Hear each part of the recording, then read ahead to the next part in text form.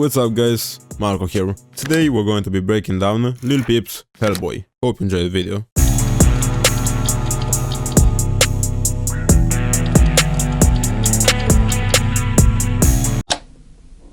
Hellboy is the intro and first track on Lil Peep's third personal mixtape named the same way, Hellboy. This track was produced by two Money Pose members and close friends of Peep, Smokeasac and Yung Cortex. So, Hellboy. Great track and great project.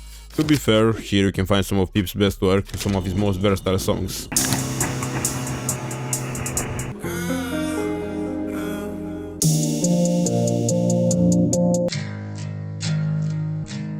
Now, if we're going to talk about the song itself, I mean, it's nothing really special, altogether just some mad good samples and some great sound selection. Now, before starting the video itself, I just want to take a moment of silence in Peep's memory. So, yeah, once again, RIP Peep. And with that being said, let's jump right into the breakdown. So, first of all, to find the BPM, we're going to drag our song onto the track, and then we're going to right click on the circle arrow, then select detect tempo. And as you can see, our BPM was automatically changed to 136 beats per minute. Now, moving on, we're going to get our samples in place. So, first of all, we're going to search on whosample.com, and here we actually have two samples. The first one, which is this song's legendary intro, sample from the animated film Hellboy, Blood and Iron. Can this be him? The one I have waited centuries to see? And the second one, which is the guitar riff itself, sample from the song Too Bright to See, Too Loud to Hear by the band On The Roof. Okay, now we're going to drag our first sample, which is going to be the intro, and we're pretty much just gonna adjust it to match the placement of the original song. Can this be him?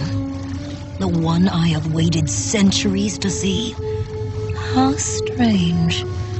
Okay, next off, we're going to work around the main sample. So first of all, let me just drag this out here. Now let's make a cut right here, so that we can actually loop the sample properly. Now we're just going to speed it up by stretching it to match the tempo of the original song. Now if we were to play the sample,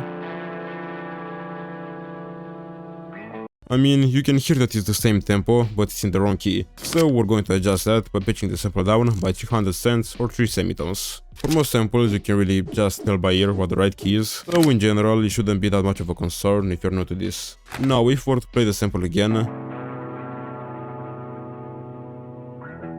I mean, you can hear that it's better, it's in the right key, the same tempo, but it still needs some more mixing to have that same crisp quality as in the song itself. So to solve that problem, in the mixer I've added a bunch of nonsense of effects that just make the song, I mean, much sharper and clearer. I won't be showing everything, I mean, for obvious reasons, but most importantly I've added this Fab Filter Pro 4 to cut a bit of the lows, to make space for the other low frequency sounds, and I've adjusted the mid to high end zone to really minimize that whole white noise sound effect. So by comparing the before and the after,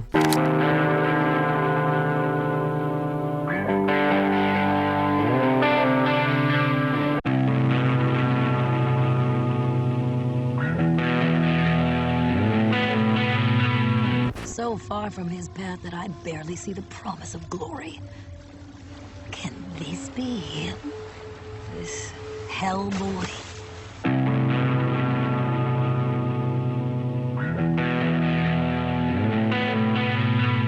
Okay, so now we have the samples ready, so let's move on to the drums. First of all, we're going to start with the hi-hat, where fortunately we have an identical stem. So for reference, look at the hi-hat in the original song, and now look at our hi-hat.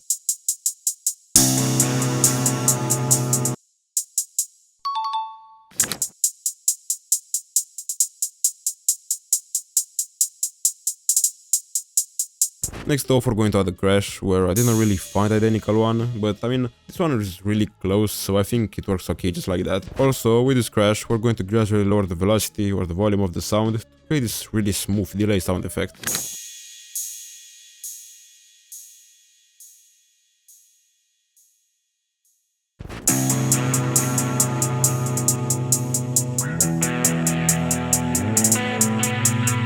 Okay, next off, we're going to add a snare. Here again, no identical preset, but I mean, it sounds close. So I've layered this gay snare and this homie snare to create a longer and harder hitting sound.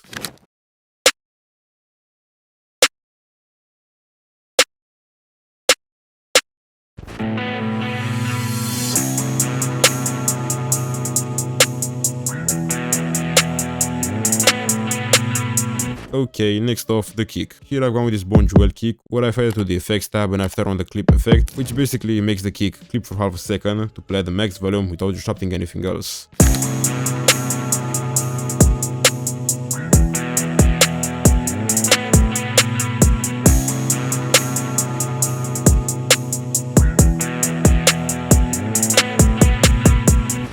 Okay, and now we're going to move on to what is the final element of our breakdown, the 808. Here I've gone with this simple Romero 808, which has a really deep and distinct waveform, which was very similar to the 808 in the original song, and I've also added the sidechain to prevent the kick and the 808 from clashing, and a parametric EQ2, cutting a really small portion of the low end to make space for the kick.